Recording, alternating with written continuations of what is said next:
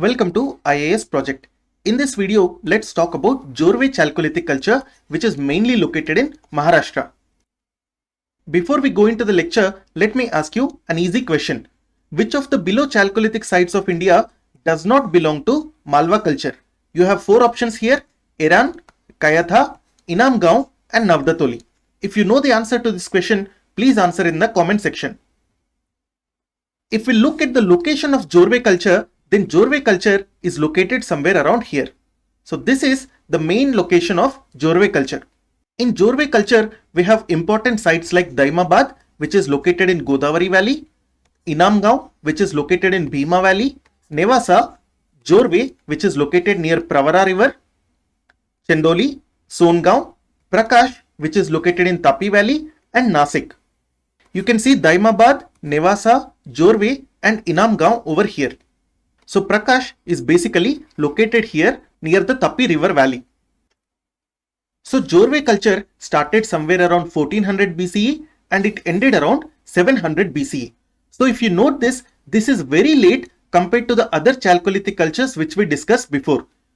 So Jorwe culture started later compared to, let's say, Aharbanas culture, Kayatha Chalcolithic culture, Malwa Chalcolithic culture or Ganeshwar Jodhpura culture. Moreover, it also lasted until late compared to all these cultures. Jorwe Chalcolithic culture mainly developed in western Maharashtra. We have just learned that Daimabad is the Jorwe Chalcolithic culture site, and Daimabad was the largest Jorwe culture site in the Godavari Valley. This is very important because these type of questions can be asked in prelims exam.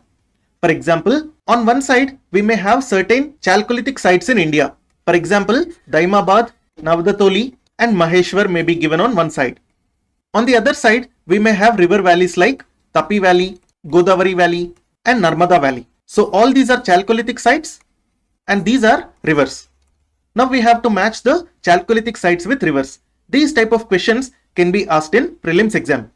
So the answer would be Daimabad in Godavari Valley, Navdatoli in Narmada Valley and Maheshwar in Tapi Valley. So if we talk about Jorwe Chalcolithic culture covered most of the modern Maharashtra except the parts of Vidarbha. Vidarbha is nothing but the northeastern part of Maharashtra. Moreover, Jorwe culture was also not there in coastal region, which is nothing but the Konkan region of Maharashtra. So let's say this is the west coast of India and let's say this is Maharashtra. Okay, then this region is basically called as Vidarbha and this region is called as Konkan. So the coastal area of Maharashtra is simply called as Konkan coast and this is all entirely Maharashtra. Okay, on the east we have Vidarbha and on the west we have Konkan, and we also have other areas like Marathwada, Khandesh, western Maharashtra over here. But as far as Jorwe culture is concerned, Jorwe culture was not existing in Vidarbha as well as it was not existing in Konkan. It was existing in the remaining areas. Jorwe culture is named after the site of Jorwe, and Jorwe is located on the left bank of Pravara River. Pravara River is nothing but the tributary of Godavari River. Again, these type of questions become important because they can be asked in match the following. Most of the sites in Jorwe Chalcolithic culture were actually located in semi-arid areas. As I told you, any area which has an annual rainfall of 25 cm to 50 cm is called as a semi-arid area. So Jorwe Chalcolithic culture sites were mostly located in semi-arid areas. Moreover, the soil in this area was either brown color or black color soil, and these sites were located very close to the rivers. That is why in these areas these people were able to do agriculture. We must note that Jorwe culture started after the decline of Malwa culture.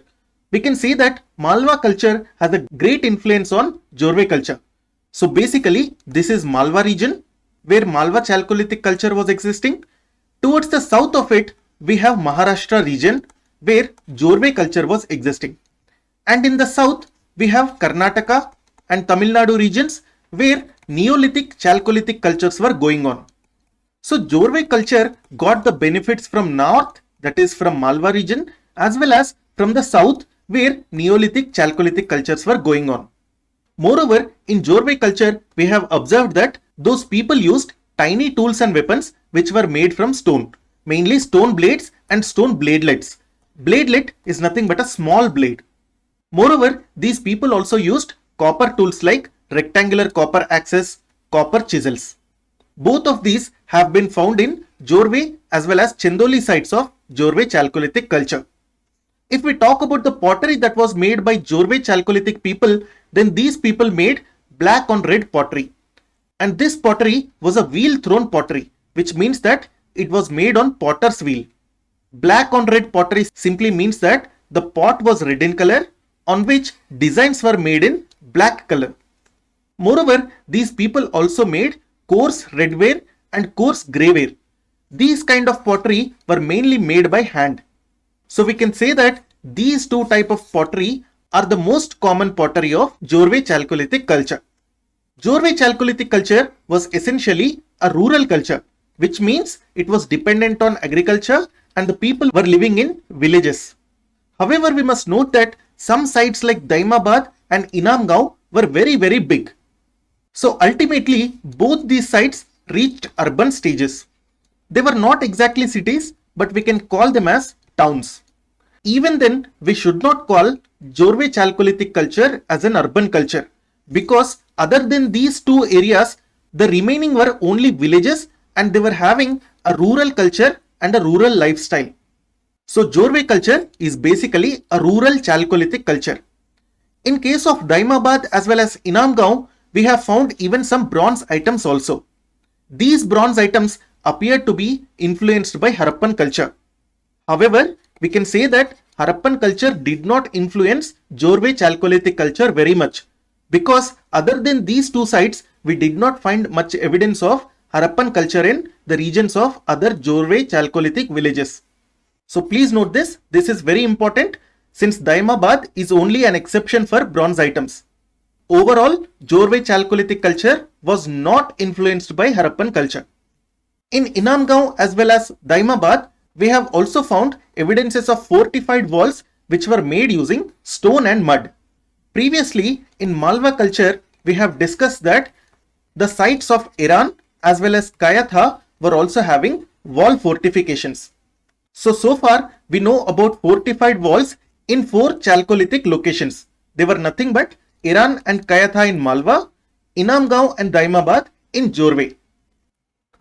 In Daimabad and in Inamgaon, we have found child burials in urns, and these urns were laid in pits. Urn is nothing but a large sized pot. So the dead body of a child was put inside a pot or an urn, and then this pot or urn is simply placed inside a pit in the ground. So these type of burials were found in Daimabad as well as in Inamgaon. Moreover, we have previously discussed that in Western Maharashtra, that is in Jorwe Chalcolithic culture, there was very high child mortality. We discussed that the possible reason for this was low nutrition. Moreover, the adults were also buried in urns which had 4 legs. For example, it would be something like this, okay? So this is basically an urn, and this urn had 4 legs like this. If we talk about social hierarchy and social structure in Jorwe settlement sites, if we compare villages or settlements, then we find 2 types of villages or settlements. One type was large settlement and the other type was small settlement. We believe that these large settlements generally dominated smaller settlements. So this is basically a type of social structure that existed in Jorwe settlement sites. Moreover, be it large or small, within every settlement there was a chief. This chief and his kinsmen usually lived in rectangular houses which were located in the center of the settlement. The other people lived around this rectangular house in circular shaped huts. So something like this. So the chief and his kinsmen lived in this rectangular building, whereas the other people lived in these round huts surrounding the rectangular building of chief. So this is also an explanation of social structure or social hierarchy in the Jorwe Chalcolithic sites. So Jorwe culture was not related to Harappan culture. Just like Jorwe Chalcolithic culture, other Chalcolithic cultures in South India, in the Vindhyan region, as well as in East India, that is in West Bengal and Bihar, were also not related to Harappan culture. This is very important from the point of view of prelims exam. All these Chalcolithic cultures were not related to Harappan bronze culture. In late Jorve period, that is during the end years of Jorve Chalcolithic culture, the climate has deteriorated. It simply means that the climate became arid and dry. Because of this, the food that was obtained from agriculture decreased. That is why in the late Jorve period, people shifted their subsistence pattern from agriculture to hunting. So more and more food was got from hunting rather than agriculture during the late Jorve period. Moreover, in the late Jorve period, pottery has also declined. So this is about Jorve culture. With this video, we have completed all the important Chalcolithic cultures in India. If you like this video, please subscribe. You can download this presentation from our Telegram channel. The name of the channel is IAS Project. The link for this channel can be found in the description section below.